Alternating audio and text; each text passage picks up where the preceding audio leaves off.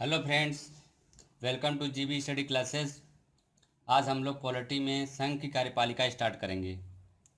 Exam की दृष्टि से देखा जाए तो ये ये टॉपिक बहुत ही इम्पोर्टेंट है। मीन्स कि हर एग्ज़ाम में 2 से 3 क्वेश्चन तो पूछता ही पूछता है।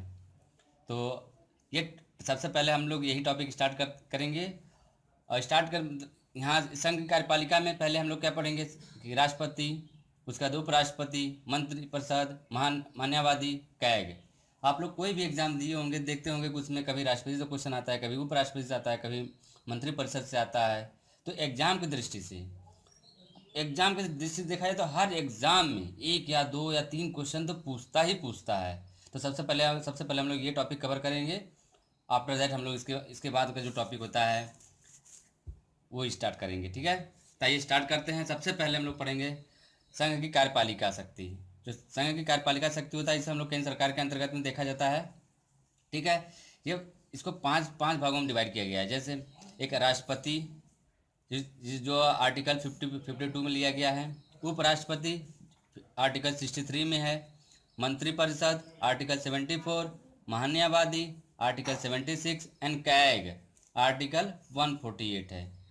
देखिए यहाँ पे जो हम लोगों ने साथ साथ में आर्टिकल, ये हमको हमेशा याद रखना पड़ेगा कि जो राष्ट्रपति का जो कार्यकाल होता है आर्टिकल 52 में लिया गया है, और उपराष्ट्रपति आर्टिकल 63। तो ये कभी कभी एग्जाम में ये भी पूछ देता है कि यहाँ पे आर्टिकल 52 क्या है। तो इसमें आर्टिकल 52 में ये बताया गया है ना कि कि भारत का एक राष्ट्रपति भारत का एक राष्ट्रपति होगा। तो ये आर्टिकल 52 में बताया गया है। आइए स्टार्ट करते हैं। सबसे पहले हम लोग फर्स्ट टॉपिक पढ़ेंगे, इसमें राष्ट्रपति क्या है। तो अब ये राष्ट्रपति है, तो आर्टिकल 52 में ये बताया गया है कि भारत का एक राष्ट्रपति होगा। ध्यान समझ लीजिएगा। यदि कभी कभी क्वेश्चन में ये पूछ दिया कि भारत का एक राष्ट्रपति होगा कि कौन से आर्टिकल में, 52, 53, 54, तो यहाँ पे 52 ही होगा। ठीक, 53 में क्या गया है कि आर्टिकल 53 में कहा गया है कि संघ की कार्यपालिका शक्ति राष्ट्रपति में निहित होगी। वह तीनों सेनाओं का सर्वोत्तम सेनापति भी होगा। देखिए बहुत इंपॉर्टेंट क्वेश्चन यहाँ से बनता ये है कि जो आर्टिकल 53 में है, ये राष्ट्रपति, तीनों सेनाओं का अध्यक्ष कौन है, तो राष्ट्रपति होता है, सबको पता है। बट यहाँ पे किस आर्टिकल में है ये एग्जाम में, तो ये यहाँ पे आप लोग ध्यान से ये टिक लगाएंगे। 53 है, 52 में बस वो मतलब भारत का एक राष्ट्रपति होगा। 52 का वो आर्टिकल है। अब 53 में वो तीनों सेनाओं का सर्वोत्तम सेनापति है। और संघ की कार्यपालिका शक्ति राष्ट्रपति में ही निहित होगी। मतलब कि थल सेना तीनों सेनाओं का अध्यक्ष भी है, और संघ में कौन कौन से आ रहे हैं लोग, मतलब पूरा का पूरा संसद आपका यहाँ पे, उसकी पूरी संसद की पूरी कार्यपालिका शक्ति राष्ट्रपति में निहित होगी। ठीक, संघ का भी हो गया, तीनों सेनाओं का अध्यक्ष भी हो गया इसमें। और इसकी योग्यता क्या होती है, पहले योग्यता देख लेते हैं, फिर आगे बढ़ेंगे। जो राष्ट्रपति की योग्यता होती है वो आर्टिकल 58 में लिया गया है। ठीक है, अब आर्टिकल 58 में क्या क्या है कि भारत का नागरिक हो। अब ऐसा नहीं है ना कि वो किसी दूसरे देश का नागरिक होना चाहिए, वो भारत का नागरिक हो। मिनिमम उसकी जो एज होना चाहिए 35 वर्ष की हो। ठीक है, 35 वर्ष की आयु हो। लोकसभा का सदस्य बनने योग्य हो। देखिए लोकसभा का सदस्य बनने योग्य हो मतलब यहाँ पे आप लोग लोकसभा में 2 तरह से मनोनीत होते हैं। एक तो निर्वाचित होके जाते हैं, दूसरा राष्ट्रपति भी उसमें कुछ मनोनीत करते हैं, कुछ सीटें। ठीक, और चौथा इसमें लाभ के पद पर ना हो, किसी भी तरह से लाभ के पद पे ना हो। मतलब देखिए अभी आपके संविधान में लाभ के पद का कोई डेफिनेशन नहीं दिया गया है, पर एज ए मतलब हम लोग मानते हैं कि वो किसी लाभ के पद पे ना हो, मतलब सरकारी पोस्ट पे ना हो, और कहीं से मतलब कुछ इराक या संविदा किसी तरह से वो वहाँ के लाभ के पद को, सरकारी सेवाएं ना ले रहा हो। इस लाभ के पद पे थोड़ा सा इसको एक्सप्लेन कर लेते हैं। देखिए लाभ के पद का डेफिनेशन क्या होता है पहले देखिए। संविधान के अनुच्छेद 102 के अंतर्गत संसद सदस्यों की योग्यता निर्धारित करने के लिए लाभ का पद शब्द का प्रयोग किया गया है, परंतु संविधान में परिभाषित नहीं किया गया। देखिए मैं आप लोगों को पहले बताया कि संविधान में लाभ के पद को परिभाषित नहीं किया गया, परिभाषित नहीं किया गया, पर अब ये आर्टिकल 102 के अंतर्गत संसद में जो भी सदस्य की योग्यताएं हैं, सदस्यों की जो योग्यताएं हैं उनको निर्धारित करने के लिए लाभ का पद का शब्द का लाभ के पद का शब्द जो लाभ का पद है इस शब्द का प्रयोग किया गया है। और ये संविधान में ये इसका कोई डेफिनेशन नहीं है। ठीक है, ध्यान समझ लीजिएगा ये चीज़। कोई ये कहे कि ये संविधान में कहीं है क्या, तो सीधी बात है कि नहीं है। बशर्ते जो संसद में जो वहाँ पे सदस्य आते हैं मनोनीत होके, तो अब वो ऐसा तो नहीं है कि कोई वहाँ पे सरकारी नौकरी वाला भी वो भी चला जाए, तो उसके लिए डायरेक्टली मेंशन है कि वो किसी भी लाभ के पद पे ना हो। अब सर्वोच्च मतलब उच्चतम न्यायालय ने क्या कहा है, उच्चतम न्यायालय ने ये कहा है कि इसकी व्याख्या में कहा है कि कोई व्यक्ति जो सरकार के अधीन किसी कर्तव्य का निर्वहन करता है, ध्यान समझिए, कोई व्यक्ति जो सरकार के अधीन किसी कर्तव्य का निर्वहन करता है और बदले में उसे वेतन, फीस, कमीशन या अन्य कोई सुविधा प्राप्त होती है, तो वह व्यक्ति लाभ के पद पर माना जाएगा। देखिए, उच्चतम न्यायालय ने एक तरह से यह डेफिनेशन दिया है कि कोई व्यक्ति यदि काम कर रहा है, उसके बदले में उसे वेतन मिल रहा है, फीस मिल रहा है, कमीशन मिल रहा है और अन्य कोई सुविधा प्राप्त होती है, तो वह व्यक्ति लाभ के पद पर माना जाएगा और उसका पद लाभ का पद माना जाएगा। ठीक, परंतु संसद विधि बनाकर ऐसे किसी भी पद को लाभ के पद के दायरे से बाहर कर सकती है। ध्यान रख, यहाँ भी फिर ये भी कह दिया कि परंतु संसद विधि बनाकर किसी पद को लाभ के पद के दायरे से बाहर कर सकती है। ये तो पॉइंट क्लियर हो गया होगा। ठीक, अब देखिए अब यहाँ पे उनका निर्वाचन कैसे होता है। राष्ट्रपति जब हम लोग पढ़ रहे हैं तो राष्ट्रपति का देखिए हम लोगों ने राष्ट्रपति का योग्यता देख लिया और उनकी मतलब यहाँ आर्टिकल 52 में मतलब वो भारत का एक राष्ट्रपति होगा। ठीक है, अब उनका निर्वाचन वहाँ पर निर्वाचन कैसे होगा राष्ट्रपति का। देखिए, इनके निर्वाचन में हमेशा क्वेश्चन बनता है कि संसद के दोनों सदनों के निर्वाचित सदस्यों द्वारा, देखिए यहाँ पे दोनों सदनों से निर्वाचित सदस्य का मतलब समझ लीजिएगा।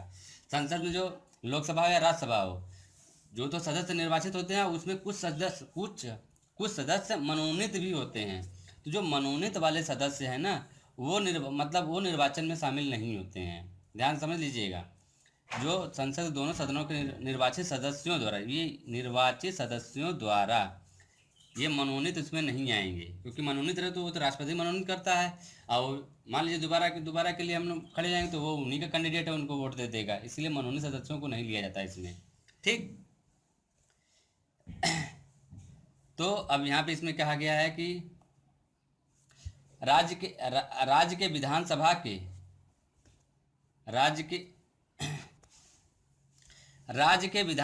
के निर्वाचित सदस्यों द्वारा, अच्छा देखिए, राज्य के विधानसभा, हर राज्य के विधानसभा हैं, ठीक है, और उनके निर्वाचित सदस्यों द्वारा, तो उसमें भी जो राज्य के विधानसभा उसमें भी कुछ निर्वाचित सदस्य ही आएंगे, बाकी जो मनोनीत है वो नहीं। और इसमें दिल्ली एंड पांडिचेरी भी शामिल है। आपका जो दिल्ली और पांडिचेरी है ये केंद्र शासित प्रदेश है। ठीक है, तो यहाँ भी विधानसभाएं हैं, तो इसमें के भी जो निर्वाचित सदस्य होंगे वो भी शामिल हैं। अभी फिलहाल आपके नए केंद्र शासित प्रदेश और बन गए हैं, जम्मू एंड कश्मीर और लद्दाख। तो जम्मू कश्मीर में भी विधानसभा है, पर अभी यहाँ पे कोई भी चुनाव हो नहीं पाया, अभी हाल ही में बना है, तो यहाँ पे वोटिंग हुई नहीं है, तो अभी वो कैंडिडेट शामिल नहीं है इसमें भी। ठीक है, तो ये ध्यान समझ लीजिएगा कि राज्यसभा के विधानसभा के निर्वाचित सदस्यों द्वारा भी मतलब ये राष्ट्रपति का निर्वाचन होता है, और उसमें केंद्र शासित प्रदेश में पहले तो 7 था, अब 9 हो गया है। तो 7 में बस दो ही प्रदेश में, मतलब दिल्ली और पांडिचेरी में ही केंद्र शासित प्रदेश था। अब जम्मू कश्मीर में है, पर वहाँ पे अभी विधानसभा की वोटिंग नहीं हो पाई है कुछ कारणवश।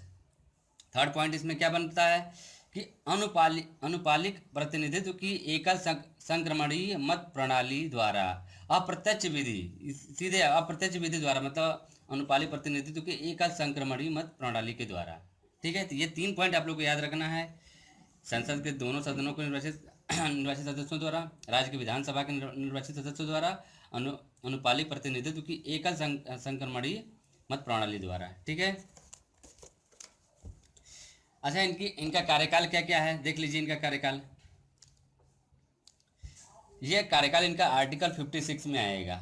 ये आर्टिकल आप लोग को हमेशा याद रखना पड़ेगा कि आर्टिकल 52 में क्या हो रहा है, आर्टिकल 53 में क्या हो रहा है, आर्टिकल हम लोग अभी 102 भी देखा था, तो उसमें लाभ के पद पर कार्य कर रहा था।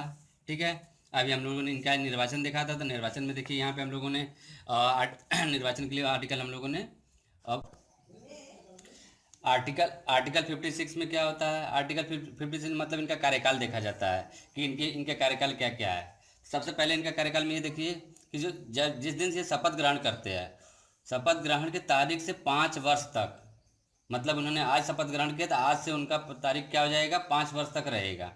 सेकेंड पॉइंट क्या बनता है इसमें कि इससे पहले उपराष्ट्रपति को त्यागपत्र देकर वह त्यागपत्र देकर पद त्याग कर सकते हैं। मतलब जो राष्ट्रपति हैं अपना त्यागपत्र किसको देंगे, सीधी बात है वो उपराष्ट्रपति को ही अपना त्यागपत्र दे सकते हैं। ठीक है। थर्ड पॉइंट, संविधान उल्लंघन पर, यदि संविधान को उल्लंघन करते हैं तो महाभियोग द्वारा इनको हटाया जा सकता है। देखिए महाभियोग का जो क्वेश्चन बनता है ये केवल ओनली फॉर ये राष्ट्रपति पर ही लागू लगता है, महाभियोग किसी और पर नहीं लगता, केवल राष्ट्रपति पे लगता है। तो जब ये संविधान को उल्लंघन करेंगे तब राष्ट्रपति को हटाया कैसे जाएगा, तो अब यहाँ पे महाभियोग लगाया जाएगा सदन में, लोकसभा या राज्यसभा में 1/4 के रूप में महाभियोग लगा के उनको हटाया जा सकता है। अवधि पूरा होने पर, जब मान लीजिए इनका कार्यकाल पूरा हो गया है तो जब तक दूसरा राष्ट्रपति ना आ जाए तब तक ये पद को त्याग नहीं कर सकते हैं। ठीक है, तो अवधि पूरा होने पर जब तक दूसरा प्रतिनिधित्व नहीं आ जाता तब तक ये अपनी पद को नहीं छोड़ सकते हैं। और पुनर्निर्वाचन, जैसे मान लीजिए कि यहाँ पे पुनर्निर्वाचन के लिए तो आर्टिकल 57 में हम लोग कहते हैं पुनर्निर्वाचन 6 माह के अंदर निर्वाचित करना होता है। ठीक है, 6 माह के अंदर इनको यहाँ पे पुनर्निर्वाचित करना होता है। मान लीजिए इनका टाइम ओवर हो गया है और दूसरे राष्ट्रपति को लाना है तो वो 6 माह के अंदर आर्टिकल 57 के अंतर्गत इनको दूसरा राष्ट्रपति मतलब यहाँ पे निर्वाचित करना पड़ेगा। ओके, अब कार्यशक्तियाँ इनका हम नेक्स्ट वीडियो में देखते हैं। आज के लिए इतना रखते हैं। Okay, thank you.